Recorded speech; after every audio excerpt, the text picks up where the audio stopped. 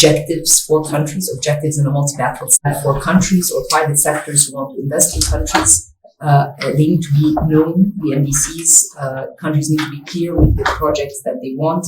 And that's the only way that you can secure financing. FC, EBRD, EIB, all of these international partners are ready to finance private sector in the energy transition.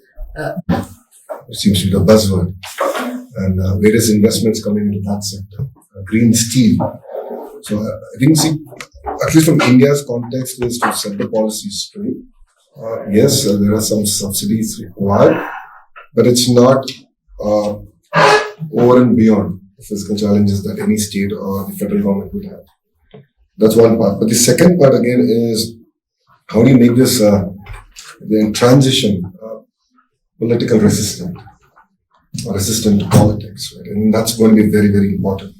So the way we look at it is how can we sell it to other countries?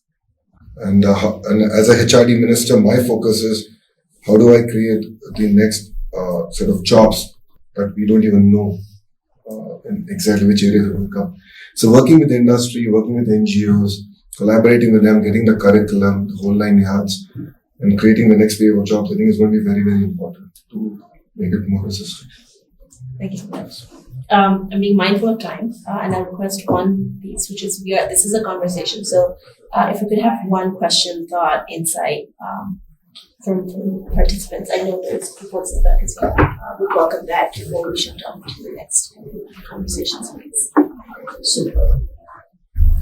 So basically, as we discussed, lots of the focus on mitigation globally as well as in India, and the resources, particularly financial resources allocated for the adaptation are very less. At the same time, communities are facing lots of challenges because of the climate change.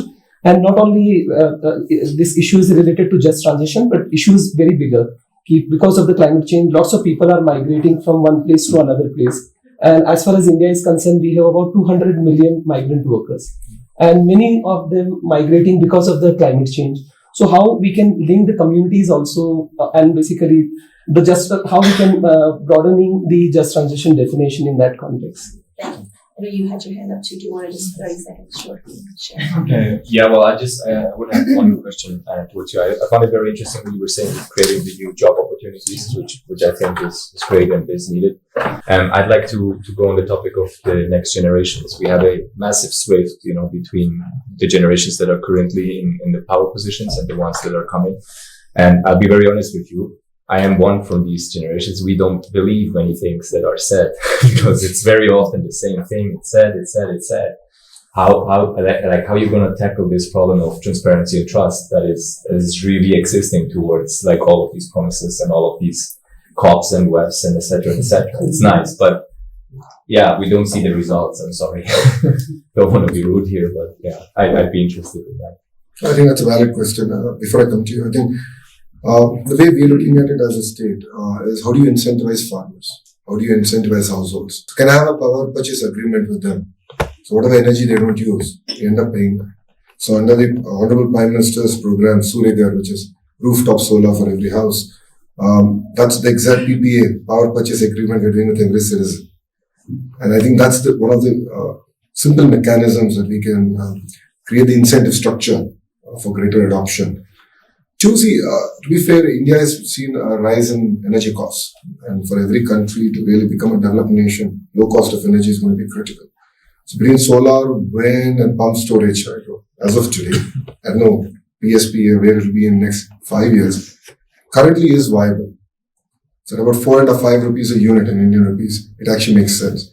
So I think tying the entire incentive structure, I think is going to be very, very critical in that sense. Coming to your point, yes, I think a lot of tall promises have been made. The Honorable Minister has also made very clear in the opening remarks. But I think time has come. I mean, look at what's outside. This is probably the greenest Davos that we have seen. It doesn't feel like Davos. Last year, that's the whole discussion we've been having. Things are changing. So we have to adapt to it. Otherwise, we will have tougher challenges. And if you look at natural calamities, it is going up. And insurance companies are running out of money. So we have to translate. So I think politicians are to be partially blamed for it, and not creating the vibrant ecosystem to enable it. So for me, what's exciting is mine to energy, capturing the entire value of the ecosystem and understanding the role of human resource development, the role of real-time governance in the entire ecosystem. That I believe can enable India to leapfrog as a nation. Because we don't have a lot of the legacy issues that other countries have. So we never went through a personal computing phase. We just went to the smartphone phase.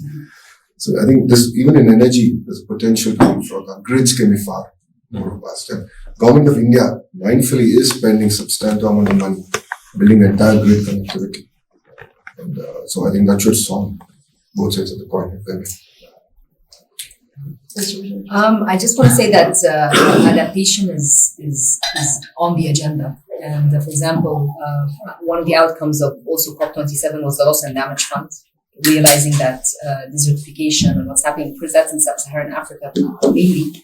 But one important aspect is dialogue among countries and also showing success cases where adaptation was taken as a focus and there were alternative financing tools, like what's happening in Colombia in terms of debt swap agreements, Barbados, the same. So we need to shed light in discussions on what worked and not just what worked, how did it work? So that can also provide politicians in other areas, in other countries, with concrete examples that it's not just a promise, but it has happened elsewhere. What do I need to do to make sure that I can do the same and replicate and scale? So this word scaling we always hear about is to take a successful example and see how we can. Of course, not one size fits all, but the problems are the same. And when one solution works, why not try to replicate given the initial conditions in the country? In terms of trust, I think that's well said, and it's everywhere. And I think the shocks that are facing us today are more frequent and bigger.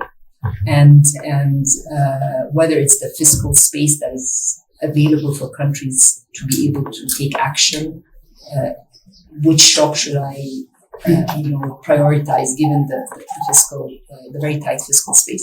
So it's the credibility gap that exists can only be narrowed through better communication, and I think that's an element which there's always areas of improvement. There's no best communication. There's always scope to improve the communication.